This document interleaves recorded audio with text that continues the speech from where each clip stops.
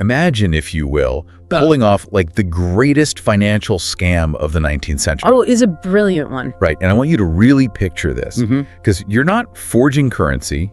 You're not robbing a heavily guarded train full of gold bullion or whatever. No, nothing like that. You are not embezzling funds from a royal treasury. No. To pull off this absolute masterpiece of a con, you are doing something so incredibly bizarre, it almost defies logic. It really does. You're buying dead people. I mean, it is one of the most structurally brilliant premises in the history of literature. Totally. And, what makes it so compelling is that it actually exposes the fragile architecture of the entire society it's set in. Yeah, and that's why we are taking a deep dive today into Nikolai Gogol's 1842 novel, Dead Souls. But let's set the expectations right now. Right, this isn't a book club. Exactly. We're not doing a dry academic book review here. Yeah. We are unpacking a genuinely bizarre historical legal loophole. And looking at a true masterclass in social manipulation. Yes, and perhaps most fascinating of all, we're examining the psychological breakdown of a genius.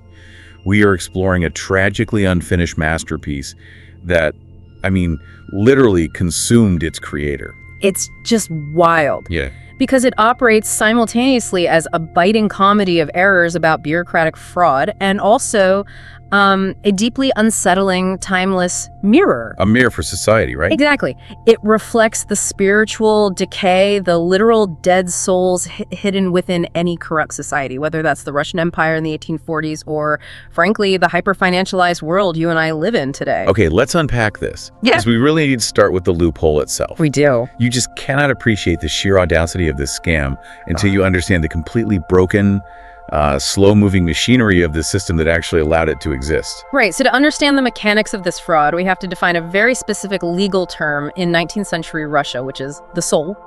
Yeah, in Russian, the word is dusha. Now, in a theological context, we all know what a soul is. But legally, within the brutal reality of the Russian feudal system, a soul specifically referred to a male serf. Wow. Yeah, this was a human being tied permanently to a landowner's estate. They were property. If you owned the estate, you owned the land, the trees, the rivers, and, the souls who worked it all. Exactly. And the Russian Empire needed a predictable way to tax these wealthy landowners, so their solution was to conduct a massive census. Which makes sense on paper. Right. They were counting the number of male serfs, or souls, each landowner possessed. The estate's tax burden was then calculated based on that precise head count. Okay, but here's the critical bureaucratic glitch. Oh, it's a huge glitch. The Russian Empire was unimaginably vast, and communication was restricted to, the speed of a horse. Yes. So this census was a monumental undertaking, meaning it was rarely updated. A decade or more could easily pass between one census and the next. Which completely ignores the basic biological reality that people die. Constantly. They're human beings. Serfs succumb to illness, harsh winters, accidents, or simply old age. But because the imperial census wasn't updated in real time, the government's official ledger in St. Petersburg... That master list. Exactly. That list still officially listed those deceased serfs as living, breathing, taxable property. So the landowner is legally obligated to pay a property tax on a ghost. Literally. If a serf died the day after the census was finalized, the landowner had to pay taxes on that specific dead soul every single year until the government finally got around to conducting the next census a decade later. That is insane. It was a massive, highly frustrating financial drain on the landowners. They were bleeding capital for assets that were quite literally buried in the ground. So enter our protagonist, Pavel Ivanovich Chichikov. Yes, Chichikov. He is the ultimate con man, but what makes him so uniquely terrifying is his physical description, right? Gogol is incredibly deliberate about this. He really is. Chichikov is spectacularly unremarkable. He is described as neither handsome nor ugly. He's not too fat, but he's certainly not thin. Right, he isn't too old, but you wouldn't call him a young man either. He is the human equivalent of beige wallpaper. And that physical unremarkableness functions as his greatest weapon. In the world of espionage, they call this the gray man concept. Oh, like blending in completely. Exactly. He is a blank slate. Because he possesses no defining, memorable, or threatening features, he acts as a psychological mirror. Wow, so he can just slip in anywhere. Yes, he slips into any provincial town, infiltrates any social circle, and people immediately project their own assumptions onto him. They lower their guard because he just doesn't trigger any of their defensive instincts. So here is his brilliant, twisted scheme. Chichikov travels around the Russian provinces in his carriage, knocking on the doors of these wealthy but heavily taxed landowners. Right. He sits down with them and offers to buy their dead souls. And the landowners are utterly confused at first. Well, yeah, it sounds like absolute madness. It does. But then the financial reality sets in, and they are thrilled. They get to offload this phantom tax burden for absolute pennies on the ruble. And Chichikov buys up hundreds of these names. But the genius of the scam, however, is what he plans to do with that portfolio of names, right? Exactly. Once he holds the legal title to these serfs, who, remember, are officially alive on the government's ledgers, he plans to register them, claim he is relocating them to a brand new estate in a different province, and use them as collateral. I mean, he is essentially applying for a massive mortgage. From the government's trustee council, yes. The state offered lucrative loans to landowners to develop their estates, providing a mortgage of 200 rubles per living serf. 200 rubles. Yep. So Chichikov is buying the names of dead men for 2 or 3 rubles apiece, and he is going to flip that paperwork to the government for a 200 ruble per soul payout. I look at this and I honestly see a modern corporate raider. Oh, absolutely. It is identical to a financial executive today going around and buying up defunct, bankrupt shell companies for $1 each. And then, just to bundle them together into a massive portfolio to secure a fraudulent multi-million-dollar bank loan or exploit a complex tax write-off. It's the exact same mechanic. But I have to push back a little bit on Chichikov's supposed brilliance here. Okay, let's hear it. Is he actually a mastermind, or is he just a guy who stumbled into an idiotic, broken bureaucracy? Because, I mean, when a system is this disconnected from reality, it is practically begging to be robbed. It's a compelling distinction, for sure. But looking at Chichikov's backstory reveals he is undeniably a mastermind. He isn't just an accidental opportunist. So he planned this kind of life. Oh yeah, he spent his entire life studying the friction points of systemic bureaucracy. He grew up in absolute poverty, and his father left him with one piece of defining, cynical advice, which was, save every kopeck. Just hoard money. Yes.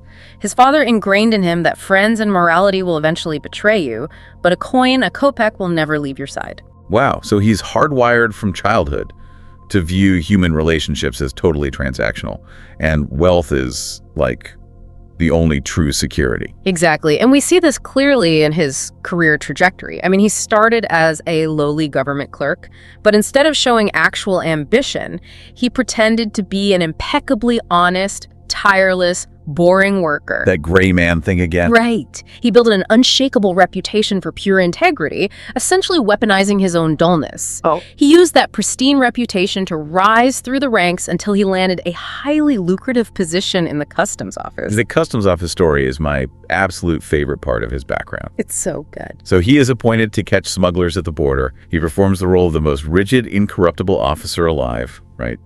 Confiscating contraband, making a massive public show of his unyielding morals. He's the golden boy. But it is a complete front. It was meticulously planned long con. Once he secured absolute authority at the border and the unquestioning trust of his superiors, he quietly formed an alliance with a massive smuggling ring. That is so brazen. There is a specific, audacious scheme he runs involving smuggling Spanish sheep across the border. Oh yeah, tell him about the sheep. So he covers them in a double layer of fleece to hide precious lace underneath. Through these illicit, highly complex deals, he amassed a personal fortune of 400,000 rubles. Which was an astronomical, life-changing sum of money in the 1840s. Beyond wealthy.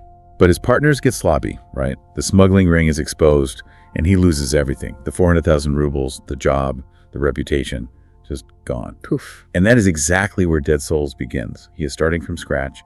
He knows exactly how to identify a flaw in a system, and he knows exactly how to manipulate the psychological blind spots of the people running that system. Which highlights Gogol's broader, devastating critique of bureaucracy itself. When an administrative system becomes overly rigid and slow-moving, like, say, an imperial census that takes years to update, it doesn't just allow for fraud. Right. It actively generates it. When the rigid letter of the law no longer reflects the fluid reality on the ground, a massive gap opens up. And that's where he lives. Exactly. In that gap between paper reality and actual reality, Bad actors like Chichikov just thrive. To the imperial government, the paper is the only thing that matters.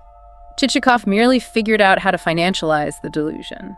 But to get his hands on that paper, he has to leave the theoretical realm and go face to face with the actual people who hold the deeds. Yes, the groundwork. Because a scam, no matter how brilliant on paper, is only as good as the marks you run it on.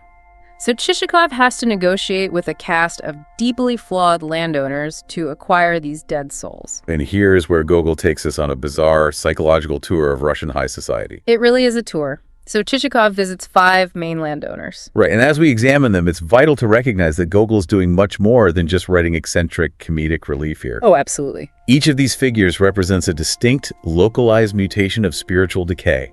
They are the actual living dead souls of the novel's title. Yeah, the progression of these visits is so fascinating. He starts with a man named Manilov.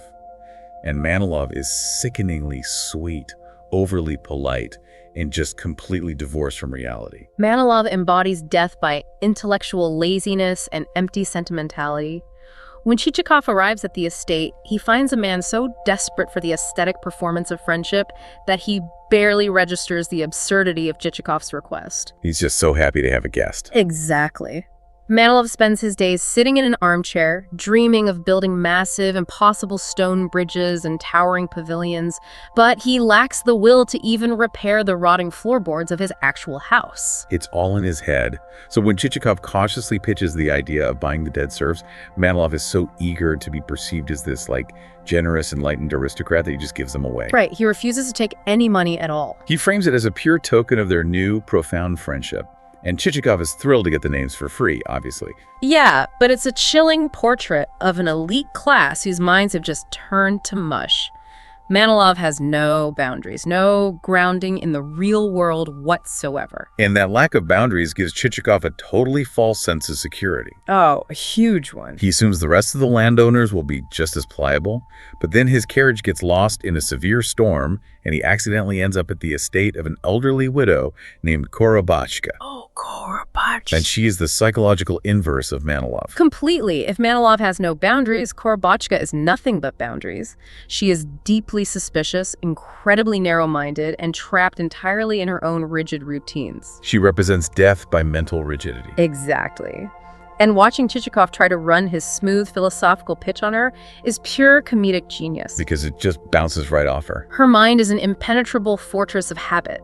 When Chichikov offers to buy her dead souls, the concept completely short-circuits her brain. She just can't process it. She understands the localized, tangible economy, right? She understands selling a sack of flour or a jar of honey. But the abstract financialization of a dead soul having paper value on a government ledger is entirely beyond her cognitive capacity. She keeps repeating, but they are dead. What use are they? Are you going to dig them up? Oh, it's so funny. And her primary fear isn't the morality of the transaction. Yeah. She is terrified that because she doesn't understand the market value of a ghost, Chichikov is going to scam her by buying them too cheap. She thinks there's a going rate for dead people she doesn't know about. Right. So she literally tries to pivot the negotiation, offering to sell him hemp or honey instead. And Chichikov just loses his composure. He's sweating, he's yelling, he's muttering insults under his breath. But this is where his genius as a con man truly shines. Oh, so? Because he realizes that the sweet philosophical mirroring he used on Manilov is useless here. He has to adapt to her specific neurosis. Oh, he pivots. He eventually breaks her rigid boundaries by promising to secure highly lucrative government contracts for her agricultural goods in the future. He finds her language of tangible profit, and he just speaks it. He shapeshifts to survive the encounter, which is immediately necessary because he leaves Korobachka's rigid order and crashes directly into absolute chaos with the third landowner, Nozdriev. Nozdriev represents death by chaos and the complete absence of objective truth. He is a nightmare. He really is. He is an aggressive, boisterous, violently unpredictable gambler. He lies not for profit, but seemingly as a biological function, without any reason or provocation at all.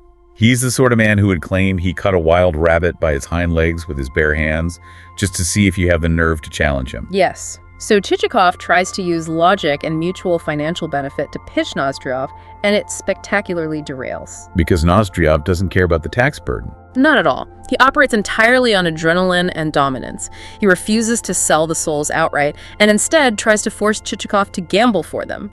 He proposes a game of checkers for the deeds. A game of checkers for human souls. And Nozdryov blatantly cheats at checkers, moving 3 pieces across the board at once. Of course he does. When Chichikov calls him out, it nearly devolves into a physical brawl. Chichikov barely escapes the estate with his life. Nozdryov is terrifying to a con man because he is immune to manipulation. He just doesn't play by the rules of society, logical self-interest, or even basic reality. Wow. So escaping Nozdryov's chaos, Chichikov is desperate for some stability, which he finds in the fourth landowner, Sobakevich. But it's the worst kind of stability. Sobakevich is pure, unfiltered materialism. He is described as a giant, bear-like man. His name even derives from the Russian word for dog, right? That's right. He represents the spiritual death of animalistic greed. The negotiation scene with Sobakevich is a razor-sharp indictment of the entire feudal system. Yeah, he's very different from the others. Unlike Manilov, Korbachka, or Nozdryov, Sobakevich isn't confused or distracted. He instantly deduces that Chichikov is up to something illicit. He smells the scam. Oh, yeah. He doesn't care what the scam actually is. He merely recognizes leverage, and he wants his maximum cut. He demands an exorbitant 100 rubles per dead soul. Remember, Chichikov is trying to buy these for 2 or 3 rubles. A huge markup. Huge. And the way Sobakevich justifies this astronomical price is so darkly cynical. He starts passionately hyping up the professional resumes of the dead serfs. Right, he treats them like they're standing right there. Exactly. He gestures to the ledger and says, "Look at Stepan, the carpenter. You won't find a craftsman like that anywhere." And Mikhai, the carriage maker. The man was a genius with wood. He is aggressively haggling over the quality of skilled labor that has already ceased to exist. It's literally like a used car salesman trying to sell you a vehicle that has been completely totaled, wrapped around a concrete pillar, crushed into a cube, and he's bragging about how crisp the audio system used to sound. That's the perfect analogy. Like, sure, the engine is vaporized, but the bass on this radio was legendary. It is completely detached from physical reality. But to Sobakevich, a serf is nothing more than an asset on a ledger. Alive or dead, they are just a commodity. And that is the core of Gogol's deeper sociological critique. What does it reveal about a society when its wealthiest, most powerful members view human beings entirely through the lens of commodification? It reveals a rot. Gogol is illustrating that the institution of serfdom inherently destroys the souls of the masters just as thoroughly as it subjugates the bodies of the servants. When you reduce human life to a line item on a tax form, you obliterate your own humanity. And the ultimate endpoint of that obliterated humanity is the final landowner Chichikov visits, which is Plishkin. Yes. Plishkin is the wealthiest landowner in the entire region. He owns a massive estate and thousands of serfs, yet he lives in absolute horrifying squalor. Plishkin is a profoundly tragic figure. He has been completely hollowed out by insatiable greed. He is an extreme hoarder. To an insane degree. His vast storehouses are packed with grain and fine cloth that are literally rotting away into dust, while his own serfs are starving in the fields. He wears clothes so decayed and ragged that when Chichikov first encounters him, he assumes Plishkin is a lowly housekeeper. He roams his sprawling estate, picking up old soles of boots, broken pottery, and rusty nails, and hoarding them in a massive, filthy pile in the center of his room. It's a true psychological pathology. It really is, driven by an overwhelming terror of losing anything. When Chichikov offers to take the dead souls off his hands and pay the phantom tax, Plishkin is overjoyed. But it's a sickly, desperate joy. It's the relief of an addict securing a fix. There is no human warmth left in him whatsoever. So looking back across these 5 characters, Gogol has painted a panoramic, devastating portrait of the Russian elite. He really has. You have empty intellectualism in Manilov, stubborn ignorance in Korbachka, destructive chaos in Nozdryov, brutal materialism in Sobakevich, and complete spiritual starvation in Plishkin. And Chichikov navigates this dead ecosystem flawlessly. He adapts his pitch, modulates his vocabulary, and mirrors their unique flaws to extract what he needs. He is the ultimate predator feeding on a decaying corpse. And he pulls it off. Against all odds, he manages to secure the legal paperwork for hundreds of dead souls from these landowners. He's got the golden ticket. He is on the verge of taking this massive portfolio to the trustee council, securing his mortgage, and walking away a millionaire. But in a society that's inherently chaotic and paranoid, keeping a secret is impossible. Naturally. The entire house of cards is about to come crashing down in a way that defies all logic. Oh, the setting for this unraveling is just a stroke of narrative genius. It occurs at the governor's ball, which is the absolute pinnacle of high society in this provincial town. Everyone who is anyone is there. Exactly. Chichikov is attending as the celebrated guest of honor. The local elite believe he is a respectable, fabulously wealthy gentleman. He is charming the local aristocrats and flattering the corrupt officials. And then the doors of the ballroom swing open, and in walks Nozdrive. The chaotic, unpredictable gambler. And he is, naturally, completely drunk. He spots Chichikov across the crowded room, points a finger at him, and starts shouting at the top of his lungs, demanding to know how many dead souls Chichikov managed to buy that day. You can just envision the music grinding to a halt, the deafening silence that falls over the ballroom. It is the absolute worst-case scenario for a con man. The Mark publicly announcing the mechanics of the con. It's his worst nightmare. But because the concept of buying dead people is so inherently absurd, the town officials don't immediately comprehend what Nozdriov is shouting about. It short-circuits their collective brain, much like it did to Korobotchka. This is where the town descends into a hysterical, self-destructive panic. The officials know intrinsically that something illicit is happening, but their minds cannot grasp the specific bureaucratic loophole Chichikov is exploiting. So what do? Human paranoia takes over. Because they are all deeply corrupt themselves, they project their own fears onto Chichikov, concocting wildly elaborate conspiracy theories to explain his presence. And the theories are breathtakingly absurd. First, they suspect he's a master counterfeiter. Right. Someone vaguely recalls an old rumor about a criminal who swapped out fake banknotes for real ones to evade the police. And they collectively decide that must be Chichikov's true identity. And then the rumor mill pivots, and they decide he must be plotting an elaborate scheme to kidnap the governor's daughter simply because he politely spoke to her at the ball. It spirals into complete institutional madness. They begin to suspect he might be a covert government inspector sent directly from St. Petersburg to audit their province. Which is terrifying for them. Given the staggering level of embezzlement and bribery they were all engaged in, this is their ultimate nightmare. But the absolute peak of this madness, the theory that perfectly encapsulates the detachment from reality in this society, is the Napoleon theory. I love this part so much. The highest-ranking officials in the town literally hold a formal meeting and rationalize that Chichikov might actually be Napoleon Bonaparte in disguise. It sounds hilarious to us, but keep in mind the historical context. This is set not long after the devastating Napoleonic Wars. The trauma, the mythos, and the sheer terror associated with Napoleon were still very fresh scars in the Russian psyche. Even so, listen to the logic they used to get there. They sit in this smoky room and argue, well, the British are famously jealous of how massive the Russian Empire is.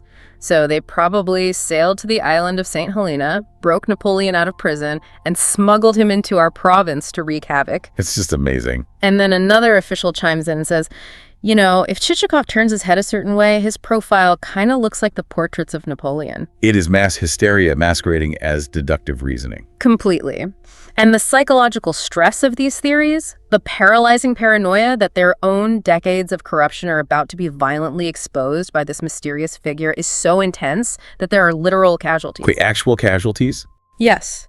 The town's prosecutor, a man who has spent his entire career signing fraudulent papers and accepting bribes, is so overwhelmed by the mounting panic that he suffers a fatal stroke and drops dead in his own home. Just from the stress. The sheer weight of his own guilt, triggered by Chichikov's presence, literally kills him.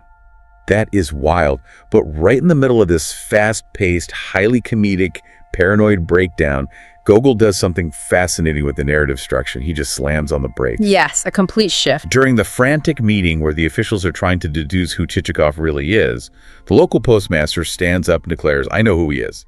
He is Captain Kopeikin. Right. And then the postmaster proceeds to tell a long, deeply somber, seemingly unrelated story about a wounded war veteran. Why does Gogol suddenly halt this brilliant comedy to tell a depressing tale about a man we've never even met? The tale of Captain Kopeikin acts as the moral and thematic anchor for the entire novel. Gogol inserts it here to shift the reader's perspective from the comedic absurdity of the corrupt elite to the brutal, real-world consequences of that same corruption on the vulnerable. So how does the postmaster's story unfold? He details the life of a soldier, Captain Kopeikin, who fought heroically and sacrificed his body during the 1812 campaign against Napoleon's invasion. He loses an arm and a leg in the brutal combat. Oh, wow. He returns to civilian life completely disabled, unable to work a plow or hold a trade, and discovers there is absolutely no government pension system in place to support veterans. He gave his limbs to protect the empire, and the empire simply discards him. Precisely the point Gogol is making. Kopeikin is forced to travel to the imperial capital, St. Petersburg, to appeal directly to the higher levels of government for basic financial assistance. And what happens when he gets there? When he arrives, he is immediately overwhelmed by the staggering, wasteful wealth of the capital. He sees mansions, exotic foods, and unimaginable luxury, all funded by the very empire he bled to protect. Meanwhile, he is literally starving in the streets without a single kopeck to buy bread. He finally secures an audience with a high-ranking, immensely wealthy bureaucrat. Kopeikin explains his desperate situation, right?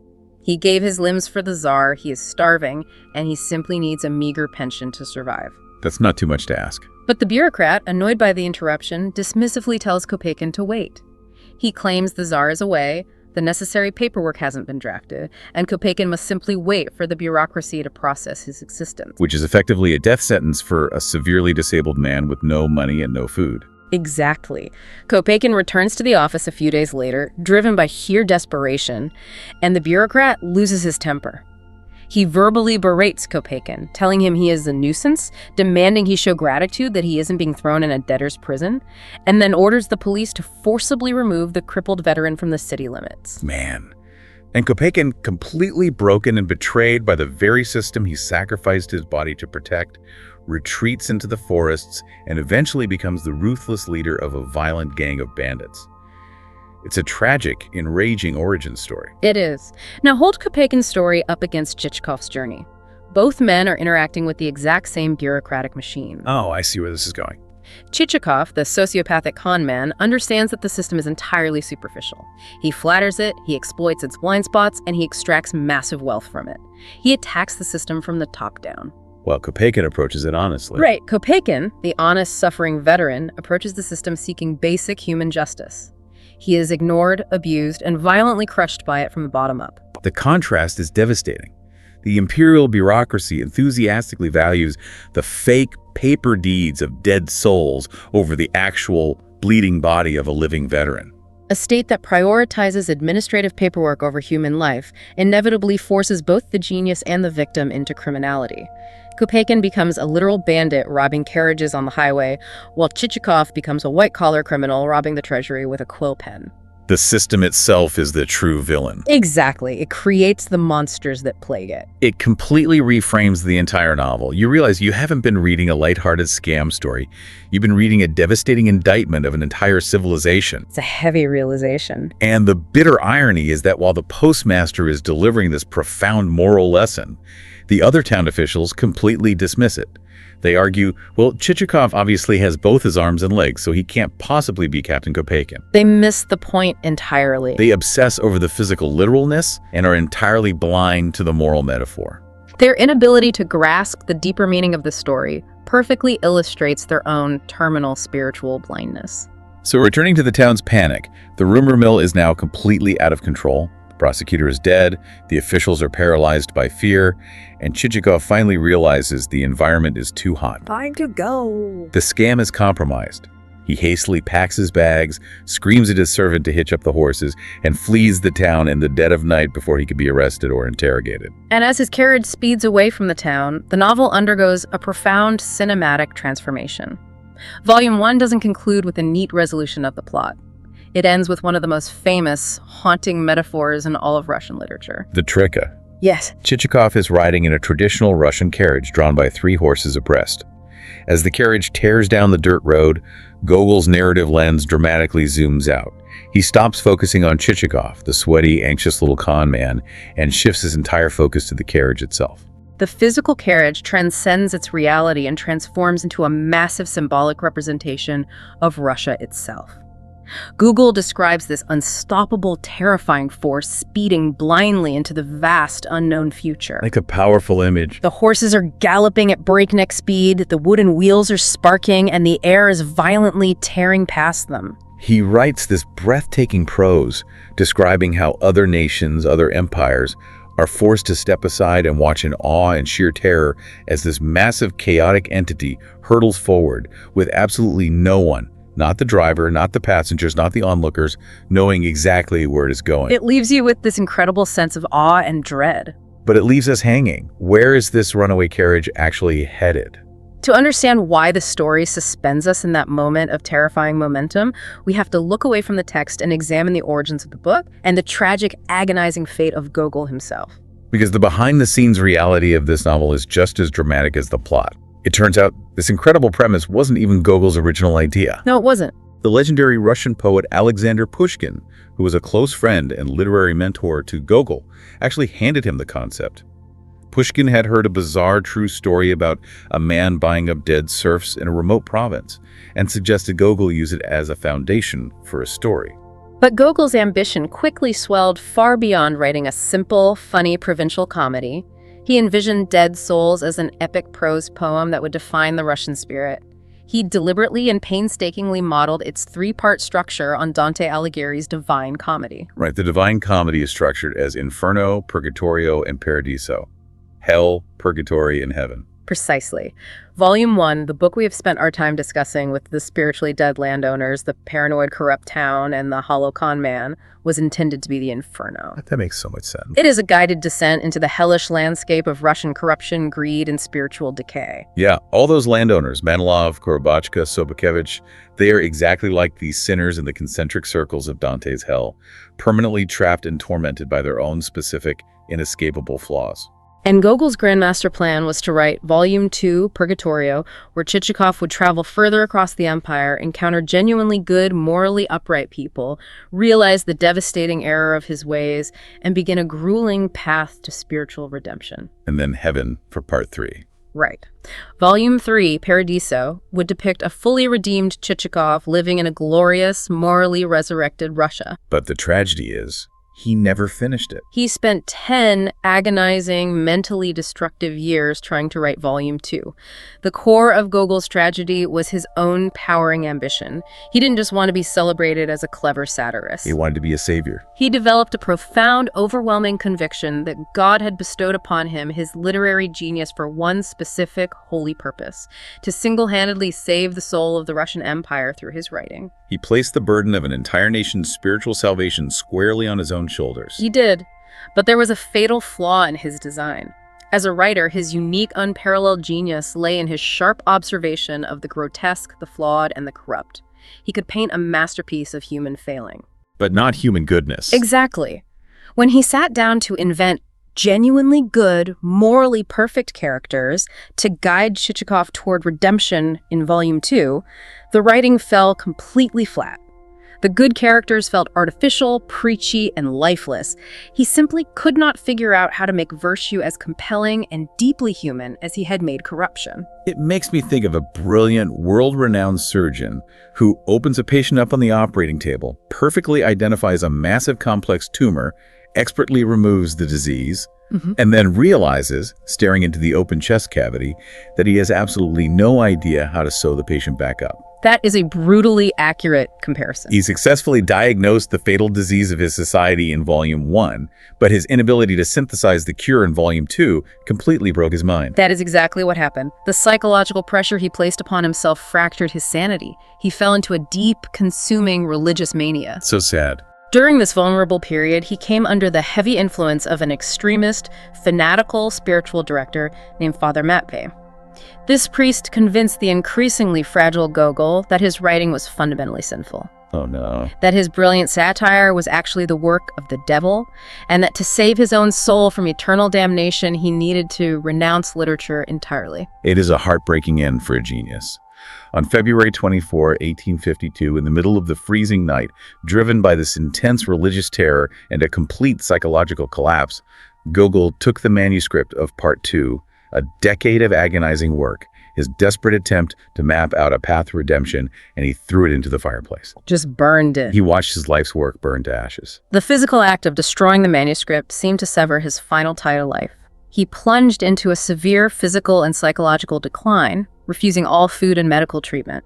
He died of starvation and mental collapse just 10 days later, on March 4th, 1852. He was only 42 years old. He took the redemption of Chichikov and his desperate hope for the redemption of Russia to the grave with him.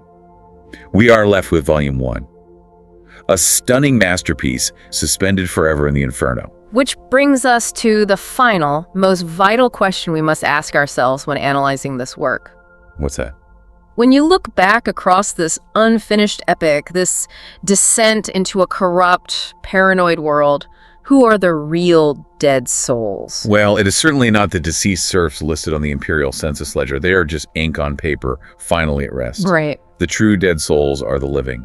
It's Manilov, wasting his life in empty daydreams. It's Plyushkin rotting away amidst his hoarded wealth. It's the indifferent bureaucrats in St. Petersburg who casually let a wounded war hero starve in the street. And Chichikov himself. Exactly. A man who can travel across a vast, beautiful country, look into the eyes of a broken, suffering populace, and see absolutely nothing but a 200 ruble profit margin. Gogol illustrates this contrast beautifully through his prose. If you look at how he writes about the Russian landscape, the sweeping endless fields, the muscular power of the galloping troika horses, the raw kinetic energy of the natural world, it is incredibly vibrant and alive. There's so much movement. Yes, and he masterfully contrasts that living, breathing environment against the spiritually dead, stagnant, hopelessly greedy humans riding inside the carriage and hiding inside the manor houses. The land itself is alive, but the people who claim to own it are utterly dead inside. It is a haunting, unforgettable image. And it brings us to the end of our journey today. We started with a quirky bureaucratic glitch in a 19th century census, traveled through a grotesque gallery of spiritually bankrupt landowners, witnessed the paranoid madness of a guilty town, and ended in the fiery tragic collapse of Nikolai Gogol's own mind. It is a narrative that forces us to critically examine the administrative systems we build, and more importantly, the ways we allow those systems to define, quantify, and ultimately degrade human value. And that is the lens I want you, the listener, to view your own world through after today. The next time you find yourself tangled in an endless web of paperwork, frustrated by mindless corporate red tape, or forced to interact with a system that seems totally detached from basic common sense and human reality. Remember Chichikov. Think of the con. Remember that broken, overly complex systems do more than just waste our time. They create the perfect, shadowy playground for people who are more than willing to trade their own humanity for a sliver of profit. The specific legal loopholes may close over time, but the dark facets of human nature that eagerly exploit them remain a constant throughout history. So I want to leave you with one final thought to mull over. We've spent this time talking about the 1840s, about serfs and paper ledgers. But look around at our reality today. It's all digital now. Look at the modern digital era we inhabit. We live in a global ecosystem defined by data brokering, identity theft, and algorithms designed to track and monetize our every digital footprint. Every single click. Our names, our private clicks, our consumer preferences, our deepest psychological profiles. They are aggregated, bundled, and sold by massive corporations for billions of dollars. And this tracking and selling continues long after we stop using a service, and increasingly long after we physically die. That's the scary part. We are all permanent entries on a massive, unseen digital census. So ask yourself, in an economy fueled by the endless extraction and trading of our data, are we still living in a world built on the buying and selling of modern-day dead souls? It is a profoundly unsettling parallel to draw, but an absolutely vital one to consider if we want to understand the true cost of our modern systems. Thank you for joining us on this deep dive into the brilliance and tragedy of Gogol's world. Keep questioning the systems operating around you. Always keep an eye out for the loopholes, and whatever you do, do not let the paperwork bury your humanity.